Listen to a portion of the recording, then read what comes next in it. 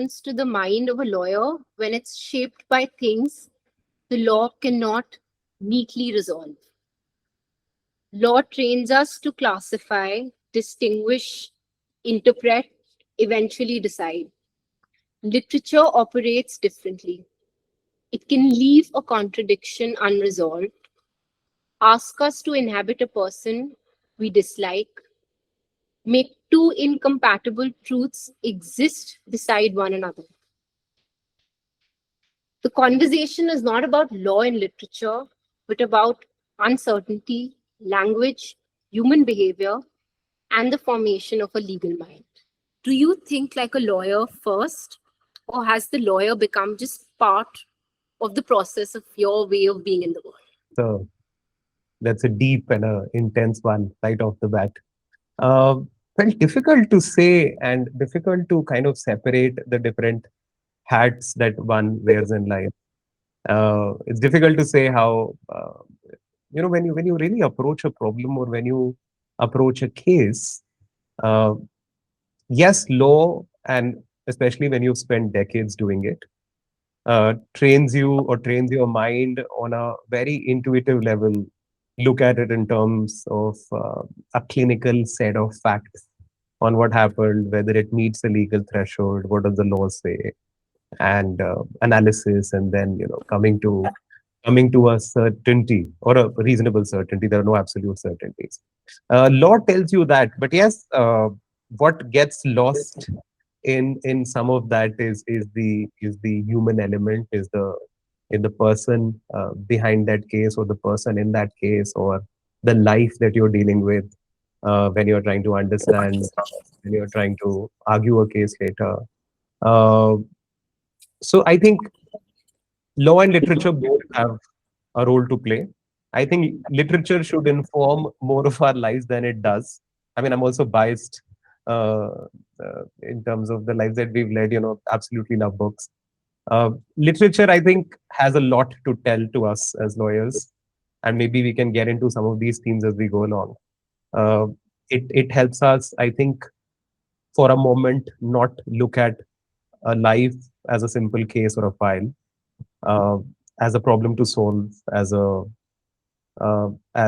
something for one to give an opinion on. And clients are obviously looking for certainty. Courts are looking for certainty, and that's the reason some of us, by sheer training, get to the conclusion very, very quick. We probably sometimes do not dive deep enough uh, into the facts, on the motivations, on the people, on where they come from, the lives that they've led, what are the tensions, what are the traumas, uh, what are the larger forces at play. Uh, and sometimes the idea is to become certain yourself very, very quickly and give certainty yourself very, very quickly. Uh, but literature, I think, uh, helps you not miss the woods for the trees, to use a very tired cliche, but it's still true. It helps you go a step back, take a step back, wait, and probably explore something deep enough. Everything has so many layers, right? Literature teaches you to be empathetic, teaches you to be compassionate, teaches you to uh, walk the town in somebody else's chappals and know what it means to be wearing them. It teaches you emotional bandwidth. It teaches you telepathy. It teaches you what a person really goes through. And all of that, I think, is probably makes you, helps you understand your client is better, and obviously put that across, which is what our job is, to become the voice of people who don't have one of themselves. Put it across better, maybe think of solutions which traditional adversarial lawyering would not allow you to see. Uh, Also to probably bridge the gap between two sides of a contest more, if you've been inspired by literature. And literature, again, is not just having read a couple of books, right? It's about the what it means to be a human being. And history, fiction, poetry, psychology, all of that would tell you that. And if I think you come at a problem from a greater spirit of wanting to understand what it means to be those human beings yourself, without, of course, it impacting your judgment, because that's another problem of itself, where too much empathy in a moment or too much relating to people would take away your objectivity, because nobody should normally argue their own cases, right? So as a third party, so it's a very difficult balance to strike. But I think on a very broad level, and sorry for this very meandering answer to a No, relatively straight question, but a deep question. So I think literature, or any form of deeper engagement with the human condition, which may be any form of art, which may be music, which may be books, helps you, I think, do your job a little better, uh, and I think justify your role as a better, as a lawyer better. There's a lot of uh, some people, for instance, who come to a lawyer are more than a lawyer looking for somebody to see them, to listen to them, to help them make sense of what they're going through, right? Yes, obviously, we're not professionally qualified to be, and we shouldn't even venture there as therapists. But I think the sheer act of seeing a person for who they are, as a person and a human being, and somebody who's trying to make sense of this incredibly complexity called life, just as you are, I think is helpful. how much psychologically do you feel a lawyer gets attached to conclusions and the idea of certain? So the profession has, and unfortunately today more so, has really rewarded certainty and your convictions and your belief and your you being attached to how you see the case, right? Because it's an advocacy at the very base, is an act of persuasion. You're trying to have somebody see the world as you do. You're trying to have somebody believe the narrative that you say is the real narrative, or see your version of the truth if there are many versions of the truth, right? So it's an act in persuasion. And it's very difficult to persuade a lot of people successfully unless you first convinced yourself. Now, the difficulty is that in this act of convincing yourself, you convince yourself too soon, or you convince yourself that this exists or this is the way things are, without examining it possibly to the level that you should, maybe not probing it deep enough. Uh, and that is not only missing the woods for the trees, but also may not be extraordinarily lawyering in the long run. Because if you attach yourself to conclusions and certainties too soon, then you've obviously been blindsided, and probably you missed out a lot more that is there to the case. And it may be as something as simple as some facts which are prejudicial to you, facts which may be which the client may not be aware, so they may not be in a position to tell you, and you need to discover them by intelligent questioning, uh, or arguments that the opposite side might make, or the questions that the judge might have as an adjudicator and a decider of the case. If you attach yourself too soon to that certainty, you uh, you you do not probably do justice at that point. And somebody said it very beautifully. They said, whatever starts in certainty ends in doubt, whatever starts in doubt ends in certainty, right? So we've sort of, sometimes we turn the horse on its head, or the cart before the horse. I think any case or any assignment that you get as a lawyer has to start with doubt, start with uh, a curiosity, a genuine, I think, desire to understand the case as deeply as you can. And at the end of the day, really, certainty also isn't really the domain of the lawyer at all in the first place. If you look at the role of a lawyer, you have a set of facts, you have some legal arguments. You've collected and put all of those facts together, and in your belief, some facts may be proved, not proved, but you have some facts, and you don't have creative liberty with the facts. You have some creative liberty in terms of the argumentation that you make, the legal points you take, and how you structure them, how you order them, how you prioritize them, how you put it out there when you're arguing the case. But I think certainty then, of course, belongs to the judge, and all great judges also. And I've had the great fortune in life to have experienced some of that side too early on. Counsels with the judge having questions, with the counsels trying to answer them without certainty. and always being free to take a step back and re-examine their conclusions, re-examine what they thought about the matter, which may not be correct, not taking themselves too seriously, but taking their work seriously, and being their own critics of their hypotheses, their arguments, and then them answering the court. And in this beautiful dialectical process of questions and answers and further questions and thesis and antithesis, a beautiful synergy emerges or synthesis emerges, and you get closer to what is an approximation of the truth, and as close as you humanly can. So I believe, yes, in the projection of confidence as a lawyer and certainty as a lawyer, you can't convince somebody if you're not convinced yourself.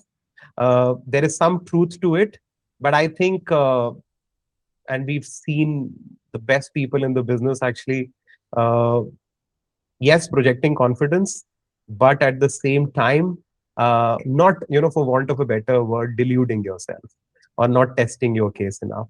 So it's a difficult balance to strike, but I think what starts in doubt ends in certainty is a better way than what starts with certainty and ends in doubt for everyone. That what I understand is that you'd have to put, as a lawyer, you'd have to put a conscious limit, understanding and knowing about the certainty, especially when it comes to a case, because human situations are complex. In your experience, have you ever written a judgment where you've been deeply aware of this situation, where the complexity of the case in itself has made you understand that the legal reasoning can just not capture?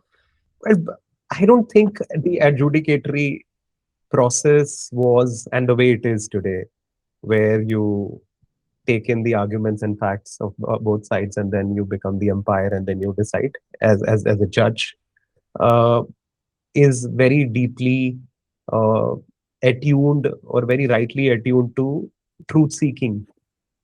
uh, the judge's job, of course, is to find out what the truth is, do everything that it takes to actively seek out relevant facts and the correct law applicable and the legal standard, and to decide that. That process is not always too well suited to, doing substantive justice, to do substantial justice. Just to illustrate this, I mean, there are so many examples where a judge finds that uh, the current law as it stands does not do justice to what this case demands. We've heard recently cases where, um, so many cases, and they are called the young romance, quote unquote, cases, where somebody who's 17 and a half and somebody who's 18 years, 1 month, they get into a relationship. And later, when the parents get to know, sometimes a criminal case is filed, and that amounts to an offense under the POCSO, and very serious offenses, right? As a judge, one is often in a dilemma as to, uh, what do you do? The strict letter of the law tells you that 1 plus 1 is 2. The victim or the complainant is less than 18. The accused is more than 18. They might just be 1 month apart, or the girl might be 17 years and 11 months and 25 days, right? And the boy might be 10 days older. But then also the law would say, even if it's a consensual relationship, the boy deserves to go to jail, and there are minimum sentences there. So a judge's conscience is outraged sometimes by some of this and shocked. They think the existing law does not serve justice. The law then allows them in some cases to make a reference on a question of law if they think the law is unconstitutional.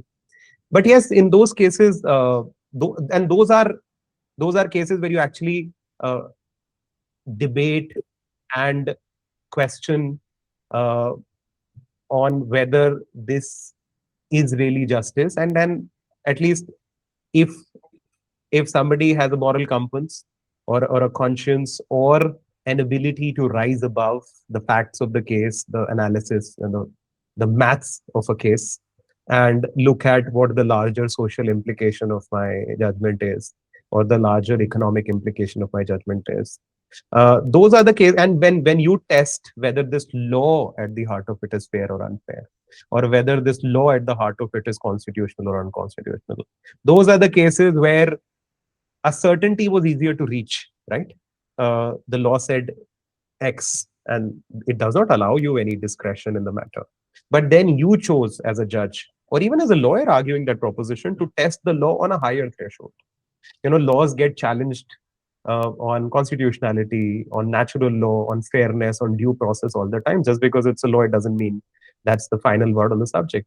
So as lawyers and judges, I think it's also our obligation to keep questioning, to keep not missing the fact that this is not just a mathematical problem or a puzzle.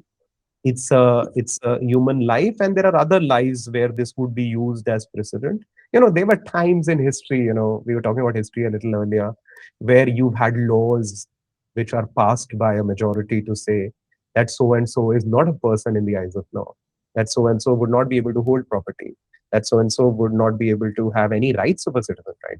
And that was the law of the land, a validly passed law. But somebody at some point ought to check that law on a higher standard of human rights, and some jurisdictions have.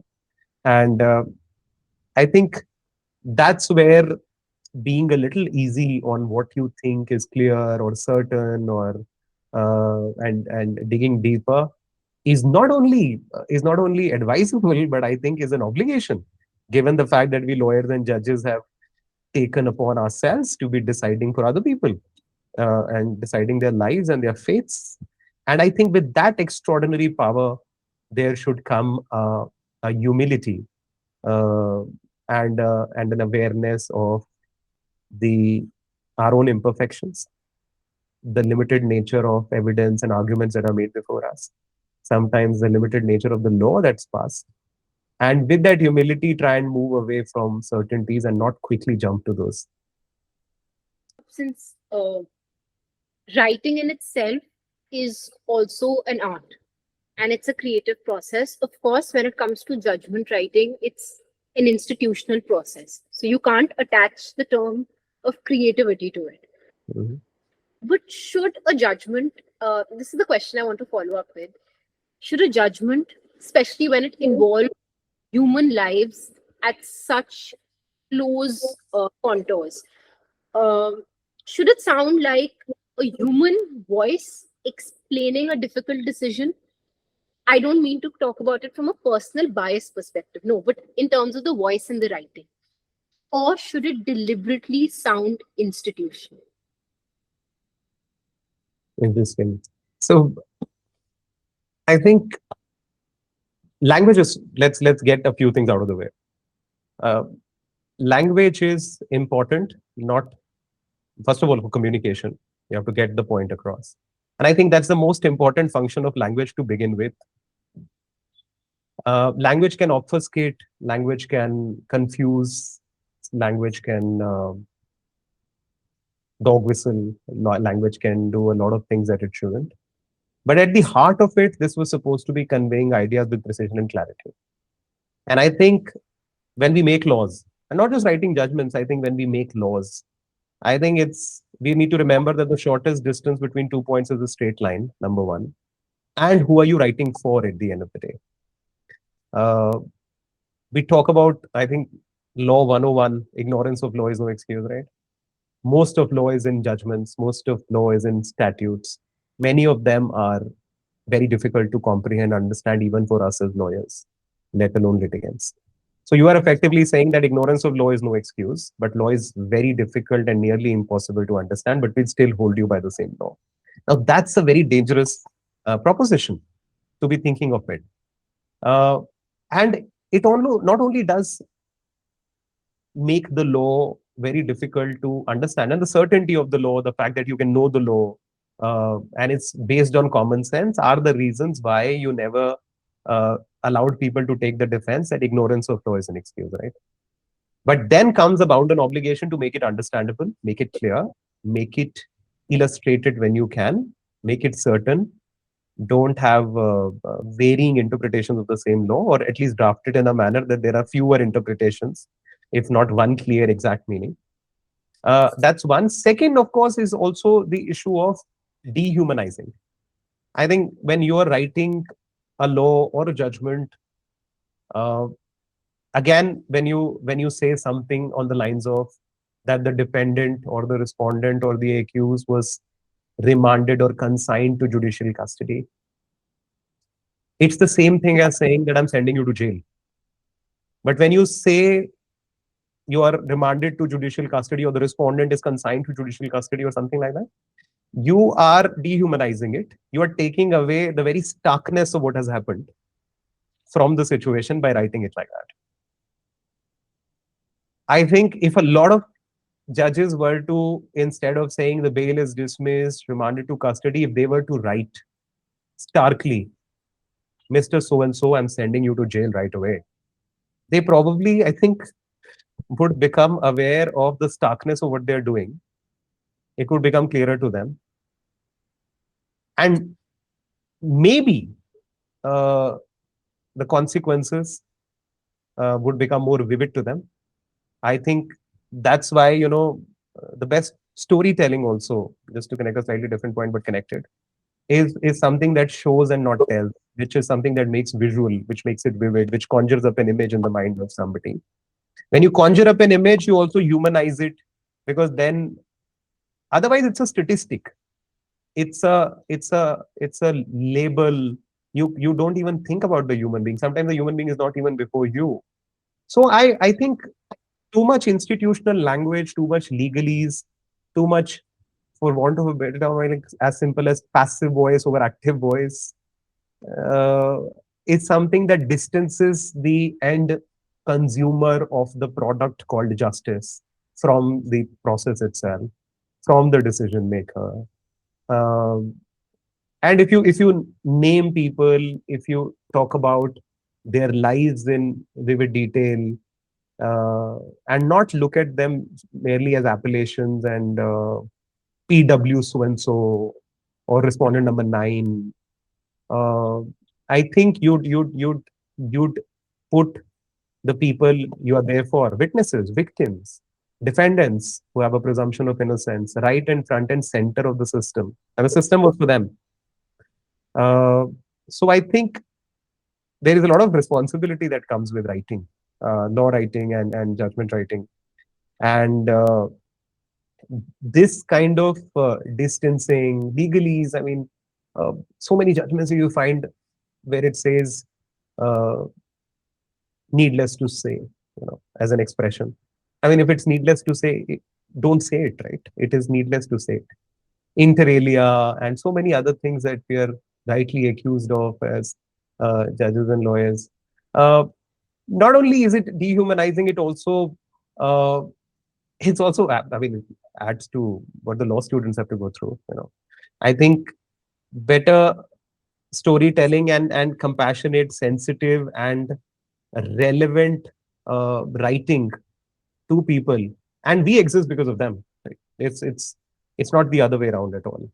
Uh, there is a consumer of justice who's come to the court, and we are just service providers. I mean, we may have a lot of uh, we may say that judging is a divine function, or this is a divine profession.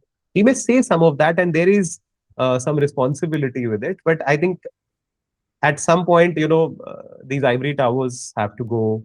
You need to speak a language that people understand. Just to leave you with one example, and I'll probably we go on to something else after that. This amazing judge in the UK, who's a family court judge, writes judgments on family matters. Got into this amazing habit of deciding child custody cases by writing them in the format of a letter to the child. So each time when he's deciding, he's not going to write a legalese judgment. He'll make it a letter to the ward of the court, whose custody and guardianship people are fighting about. And he would address the child personally in a first person. So it goes something on the line of, "Dear so and so, I'm judge and I'm speaking directly to you. Um, your parents have come to the court. The issue is who you should be with. They are not bad people. Sometimes your parents may fight between each other, but it doesn't mean they're bad parents. It doesn't mean that they don't care for you. It doesn't mean one of them is bad. Yes, they have issues. Adults sometimes have issues, and we are trying to resolve them. But I'm speaking to you personally because you deserve an answer on what's going on. Because a lot would, and I'm paraphrasing, but that's the general drift of what the order said. That you may have heard things from siblings or other family members, but it's good that you hear from me. And I've also spoken to you before the judgment, and we spent some time together. And this is how you do. You'd meet father on the weekends, you'd be with mother otherwise, and so on.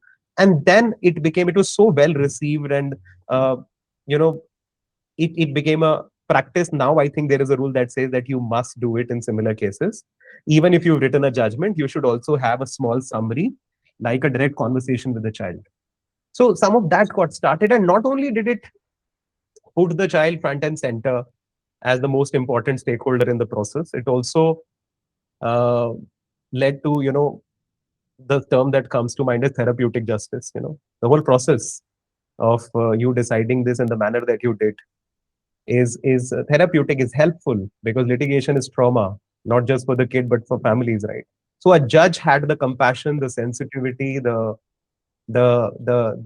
good thinking to rise above some of those arcane traditional legalistic institutional rules on how you should do it.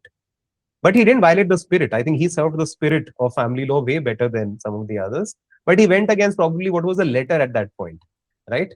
But I think some of that creative thinking is needed for us not to be alienating people from the justice process a little further, because there's already too much of it, I think.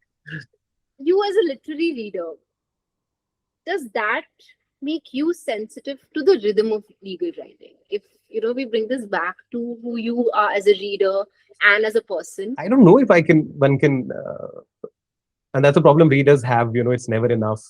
I would not call myself a reader very, very confidently. You always want to read more. You think you haven't done enough, and so on.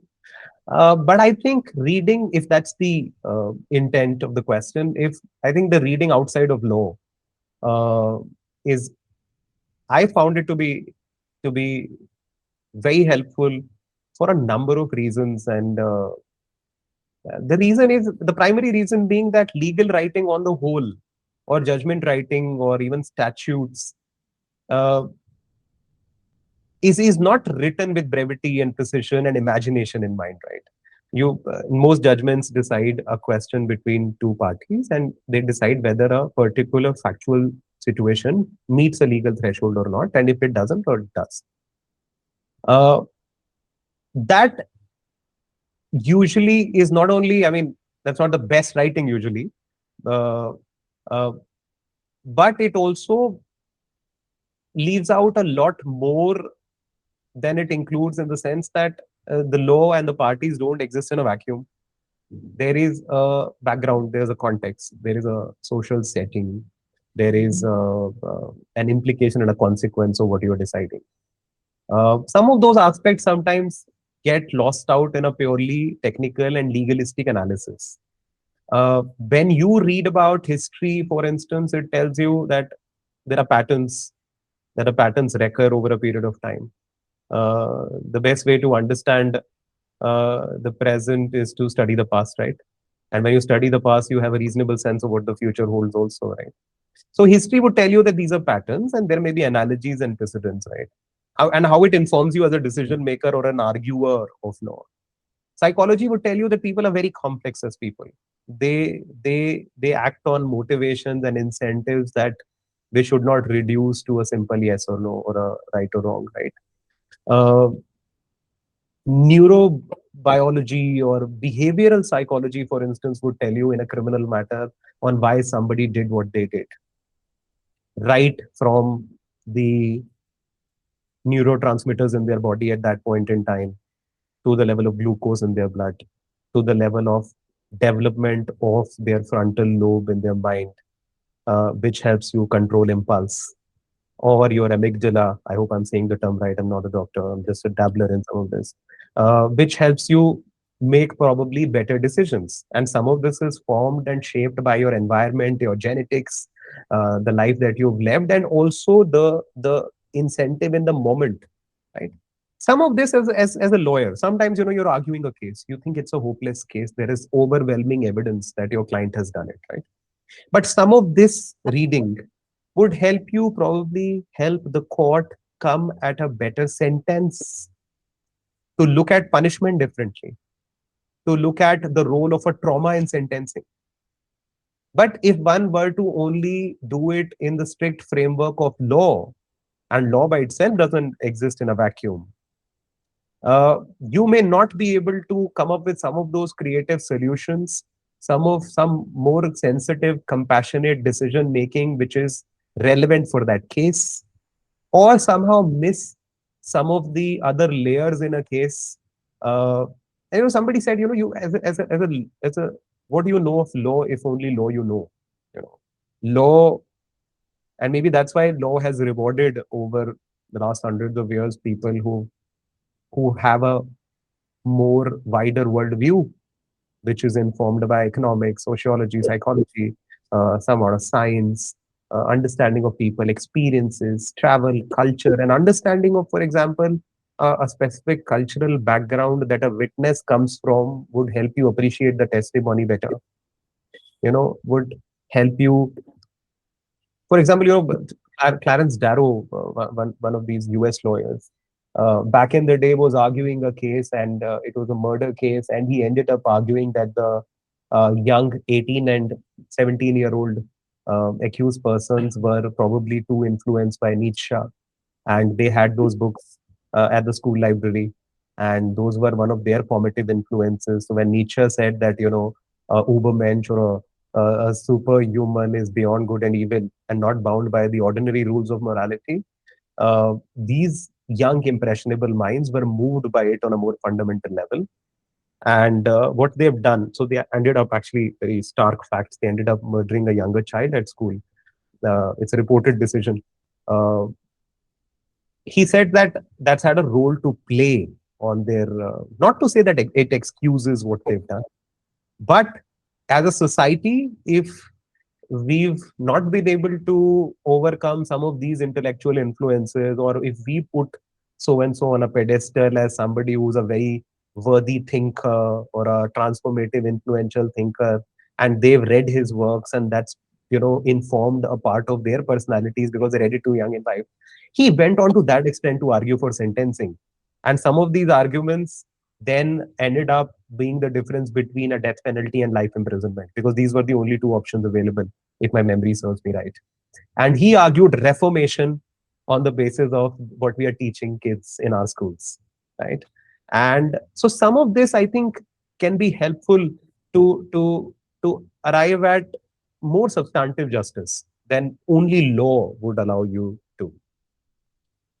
But just as an experience of self, when does the real story become visible to you? Is it through what a client has to say? Is it through language and the contradictions which your lawyer instincts pick on?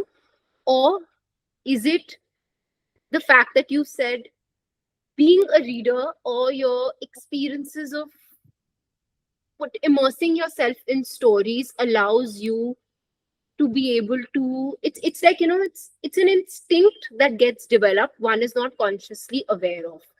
However, if one was to ask you at what moment in your professional life are you able to view the person and the person's story? I'm very glad, actually, that you centered it around stories, and I don't know if you did that consciously. Being a reader attunes you to the frequency of stories a little more. You're genuinely interested in stories. I think at a human level, we all are. Uh, say in a room full of people once upon a time, and ears are attuned to listen on a genetic and an evolutionary level, right? So you're interested in stories. Human beings, no matter some of our claims to exclusivity and originality and being one of our kinds, they're very similar. And we've been very similar across ages and across times and across countries. Some of our concerns, our problems, our miseries, our insecurities, our strengths, are stuff that people have experienced in the giant sweep of history. To us, obviously, in the moment, it seems like the thing, but yes, it's happened over a period of time. And when you've read stories, when you've read so many of these disciplines, you have an instinct to find gaps, to find contradictions on a natural level. I think a very attuned understanding of probabilities on what is possible, what is probable, what is highly probable. And as a lawyer, you're testing that as you are hearing it and asking questions. Uh, That fact discovery happens when you're speaking to the client and you are first understanding the case. Uh, and since you have a larger pattern, you have a larger, for want of a better term, uh, point of reference. You have multiple points of reference. So you've probably and reading this way is also a proxy for living, in the sense that, especially as young professionals, I won't take the liberty of calling myself that, but maybe uh, we've not seen enough, right? But then if we've read more, we vicariously lived more. If you've read, a domestic violence situation from the perpetrator standpoint, the child standpoint, the neighbor standpoint, you have a more well-rounded and a complete understanding of it, right? So when you are working on a matter, you are bearing upon it with all your experiences, all your learning, all your strengths, all your pattern recognition, all your analysis, and then you are understanding it a little better, and then obviously putting your uh, obviously then translating into legally admissible evidence, which is what your understanding uh, has to translate into what the court sees, which you started off with, relevant and admissible, right? Uh, some of what weighs with you may not be relevant in a court of law, may not be admissible because you don't have substantive evidence to show for it. But yes, you then try to, and ideally, in an ideal world, what is the truth and what is legally translated into evidence should have no gap. But as a lawyer, you try to ensure that everything that's logically relevant comes before the court of law in a manner, and the procedures, not wanting to get into that dry area of admissibility and mode of proof and so on. But then it comes to the court. Uh, so to just come back to it, I think your understanding of human beings' life, experiences, incidents, in every criminal case, for example, you are testing the conduct of a person, right, on the threshold of a reasonable person. Or on the sometimes, the law of tort uses this test, the person of ordinary prudence, quote unquote, in a court of law, right? What an ordinarily prudent driver would have done, what a doctor of similar expertise would have done in a medical negligence case. You're always comparing it if it meets that threshold and that kasauti, right? Now, if you've probably read more widely or lived more widely, or lived a more examined life at any rate, and there may be different ways to do it. But personally, I'm very partial toward books and art and culture. Uh, if you have a larger sample size, and if you've thought about them deeply and stayed with them with doubt, with questioning, with curiosity, I think you end up appreciating evidence a lot better, both as a judge and both as a lawyer, because you simply can have a better sample size of uh, what is it that is ordinarily, who is this reasonable person, right? Who is this reasonable person? Because the law cannot define it for your case. It can only tell you. Some judgments have tried defining it. For example, I think 100 or 200 years back, one English judgment said, "This is the man on the metro train. Who is a reasonable person?" That's the best definition that they could come up with. Now, that's not going to work. You'll have to get into this specific setting, uh, and that is the reason, so since so much of this is based on experience, the law has traditionally rewarded years. How many years are you into this, right? And that's where, to me, the test is not a number of years test. I think, to me, the test is how well you understand things and people, and how much have you really examined and experienced.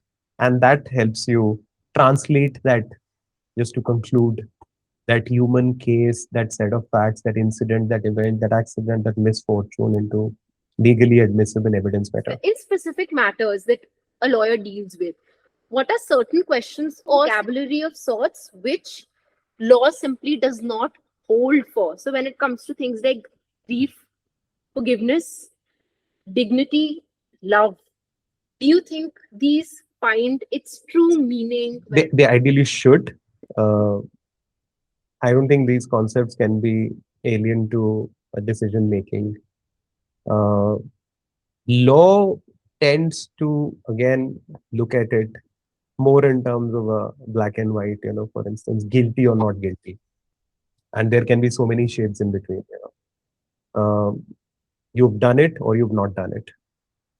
You may have done it, but you may have diminished responsibility also is something that the law is not recognizing at the moment. For example, if I take the illustration of uh, criminal law and unsoundness of mind or some mental health issue, right? The law says only if you don't understand what you are about at all, that you would be called, pardon the French, that's the expression the law uses, unsoundness of mind, legal unsoundness of mind. But there are so many mental conditions that fall short of it, which somebody may be suffering from in life. But the law doesn't admit of any relaxation for those conditions. You know, we've had cases where somebody has been tortured or harassed for decades altogether, and that person then reacts in a certain way. It happens a lot, for example, in domestic violence situations also. There's a legal expression for it called the battered woman syndrome, where a woman who's been subjected to it for decades starts holding herself responsible, doesn't act immediately or report, and then suddenly all these pent up years of emotions makes her do something, and the law doesn't recognize it as diminished responsibility, so to speak, and does not make allowances and excuses for it. At least the Indian law as it stands currently doesn't. Right. So the law has not really understood what went. And the judgment hasn't done complete justice if it fails to recognize this reality. Sometimes the law, taking into account or drawing a clear line that this is admissible, this is inadmissible, although it's difficult to explain it to the layman sometimes, does it for a good reason. For example, many of the things that the Indian Evidence Act, for instance, takes as inadmissible, although they may be relevant, has a very compelling reason behind it. For example, what you tell your lawyer can never be admissible, right? And should not be. What you tell your spouse, unless it's a litigation between the spouses, is not admissible in evidence because the law felt that we have to preserve that privacy and the sanctity of a marital home, right? So it was inadmissible, though relevant, but for a reason. So I think then sometimes those reasons are difficult to justify, but most of it, for example, the Indian Evidence Act in 1872 had the foresight to include almost everything which was logically relevant to an intelligent mind, also make it legally relevant, right? So that the distance between law and logic is not too far. Because if the distance between logic and law is too far, then the law gets itself into disrepute because you are then legislating against common sense. तो वो law में काफी चीजें उन्होंने सोची. एक और example literature से ही लेता हूँ because since you've anchored this around books and literature. There's a fantastic book, one of my favorite books called The Stranger by Albert Camus. Very interesting set of facts. Huh? A person does not cry at his mom's funeral, later gets into a fight and a brawl, ends up shooting somebody, then is tried by the French courts and investigated by the French inquiring magistrate and then put on trial for murder. They obviously lead evidence on what he did in the moment when he shot the other person. But they also lead in evidence, a lot of evidence to the effect that a week earlier, the man did not cry at his mom's funeral, did not show any external signs of remorse and contrition, because the mother was apparently staying in a senior citizens home and not with the son. And then he went out on a date or went about his normal life right after the funeral. And much of this evidence was also led. Now, they believed that this goes on to show what he is or who he is. But frankly, it does no such thing, right? In most jurisdictions, such kind of evidence would be inadmissible, and rightly so, because this does not say one way or the other whether you would have shot the person or not. People respond in very different ways to grief.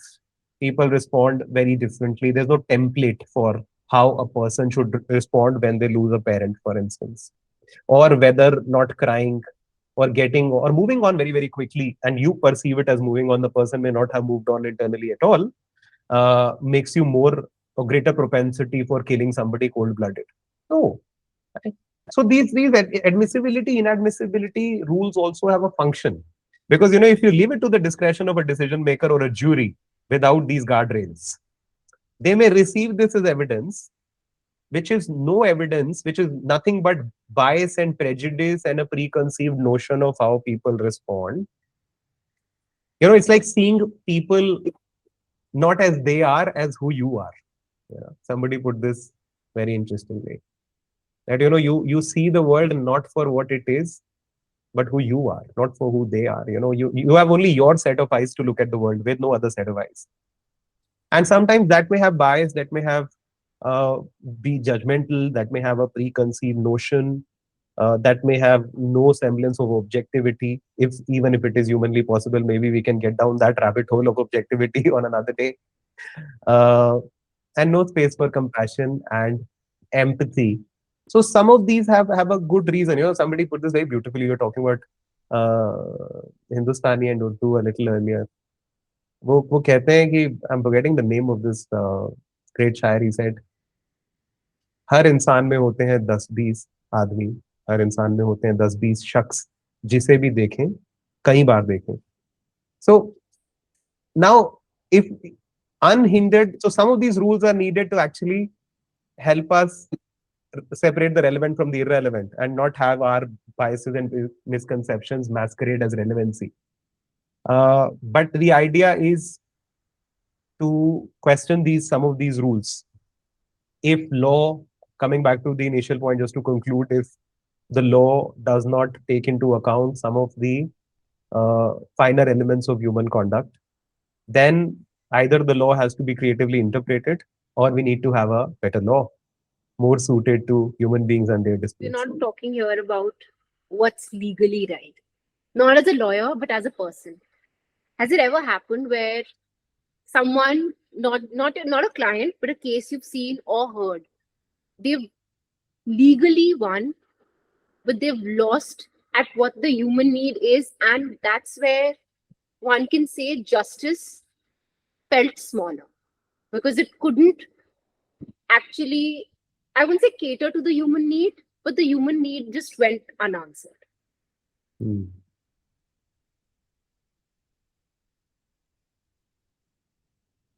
I think any system on a fundamental level where one has to lose and the other is to win would never do real and substantive justice to every case that comes before it.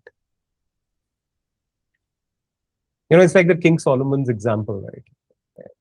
Two people competing, two mothers saying, "This is my child." And the person saying, to cut the child in half and give one half each to each woman. That's perfect justice. That's not justice by any means, right? Uh, the law or the justice system should admit, and I don't know, I mean, of how to reimagine another system that probably is more win-win, would look at one person is not completely innocent, not the other not completely guilty. I think mediation does some of that, where that conversation is facilitated. Uh, but yes, the law should admit of some of those nuances too. Uh, and you know sometimes the difficulty with law is, and with us lawyers is, uh, the tail starts wagging the dog. The law, the procedure sort of takes over, and people and their lives and what was the issue sometimes gets lost, especially in procedure. I mean, meant, as Justice Krishna here beautifully says, was meant to be the handmaid of justice, but is the tail that has started wagging the dog and is absolutely strangulating the dog now. Uh, so there, I think some amount of, first of all, awareness on what we are doing, who we are dealing with as lawyers and as judges, gives us an opportunity to mold. I think to mold situations, to mold reliefs, to mold prayers, to see if this is something that's actually helpful for anyone at all. And I don't believe, see, I'm not a naysayer. I don't believe that the existing system doesn't allow you to do that. Community service orders, uh, molding the relief to grant a relief that nobody sought. I think a court can, extend the limits of its jurisdiction. I'm not saying that you should violate or flout the law to achieve what is your sense of justice, but I think the law is capacious enough for you to be able to do it within the framework of law by interpreting it, keeping in mind the purpose of law, keeping in mind the humanity involved, keeping in mind the consequences of what you're doing, keeping in mind sometimes that the parties may have to be protected from themselves. They may not know what they want, right? Or they may not want know what's good for them. And under our system, a judge sometimes may have to do it, right? So I think that's that's important, and and the strict traditional common law adversarial process has to yield to a more inquisitorial, truth seeking, participative, creative sort of a decision making if the law has to continue to be relevant and a force for the good.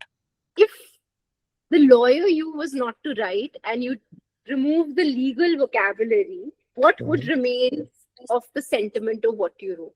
To take the lawyer out The of, legalese, like the legalese writing or the lawyer's perspective, and just yeah, writing like from the heart or just conveying human sentiment. it should be done. If and the idea now, I think, is to minimize, if not altogether eliminate, some of those elements uh, in your writing. Yes, for instance, if you're critiquing a judgment or a legal provision and you're talking about reform, you'll have to fall back on some of those words, the statutory dictionary, and quote them and then try to make sense of them or read between the lines. So some of that again is something you can't get away from. But yes, no legal writing should be done in a very amoral fashion where you are just arguing rules for the heck of it. Um the idea, some points, of course, would look procedural and technical, but there is always a why behind them.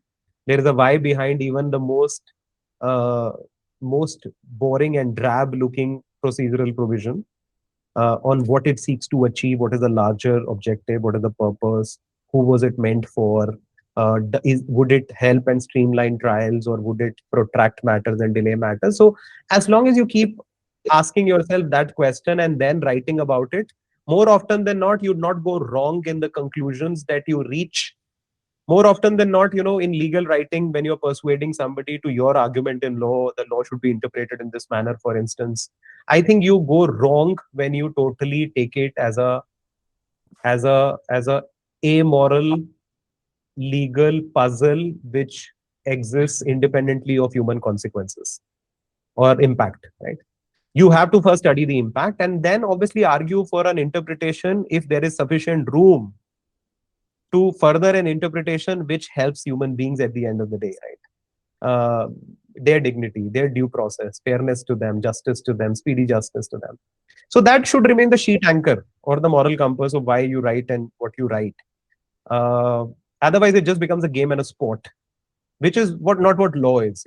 No matter how much uh, fun you have arguing a legal point on a merely tautological or a semantics level, that's not what law should be about because it has real consequences.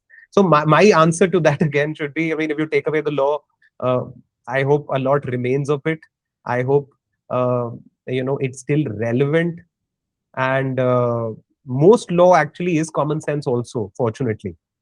uh, so therefore, I mean, I think one can easily write on a judgment or on a law without using any legalese also, because and I think that should be the endeavor, because then you are writing for human beings and writing as a human being. Two last quick questions. After everything you've read, you've judged, argued, written, is there something you're still like, or probably something in the current space of your mind that you're trying to understand about people? Infinite shades to the human character, right, or human beings. Um, I think it's just the tip of a very giant iceberg that one has touched uh, and experienced Every day is a learning. Every day is a surprise. Uh, the idea is to keep doing what you do, and expanding the number and scope of what you know. And then the problem with knowing is that the more you know, the more that you know nothing, you know, or the bigger is your circle of what you know, the circle also touches elements outside of that circle, which are your unknowns, right? So the bigger your circle of knowing is, also makes it the bigger the circle of what you don't know, right? But the trick, I think, is to know that you don't know. You know, the biggest problem, as somebody put it, is unknown, where you don't know that you don't know. Uh, if you know, because then you look up, they'll stop. You'll be less quick to pass judgment. You'll be less quick to give an opinion. You'd be less quick to judge somebody. You'd sleep over it. You'd try to do better justice to whatever that you're doing in the moment. So the idea is to keep at it. I think curiosity and wanting to know is the first and the last point. It would never be enough, I think. Uh, and it would be a very boring and indeed a drab world if you were to know everything. So that's something that I'm interested in every day, to get up in the morning, to understand a different shade of human behavior, a very different shade of incentive, why people do this or not do this, and using all of that to help people get a step closer to justice, if not reach it altogether. I'm excited about that. And I'm excited. There's so much that is to be read. AI certainly is something, again, maybe we can get on to another day and go down that giant. But this is what keeps me interested and keeps me at it. For the admiration and the reverence that you get from a lot of youngsters. What do you think young lawyers or youngsters in this overestimate and underestimate about becoming a good lawyer? Ah, I mean, it's every day that I'm sort of humbled by some of these kind words, but also at the same time humbled by the extent of what I'm learning every day. But yes, let me hazard what I think. Uh, I believe I, young some young law students, or at least a substantial body of them, uh, come to the profession with the right idealism. I don't think that's something that's lacking. They want to not just be mouthpieces for their clients. They just don't want to argue things for the heck of it. They really want to have a public service, or they want to make a difference to people's lives. They're not just people who didn't do well at math, were good at English and argumentation, therefore came to law. Although some of them are like that, including me. But they do come with a purpose. So I like that idealism. And the challenge, of course, would be for them to keep it alive as they go along, not let the world make them cynical, not get into the habit of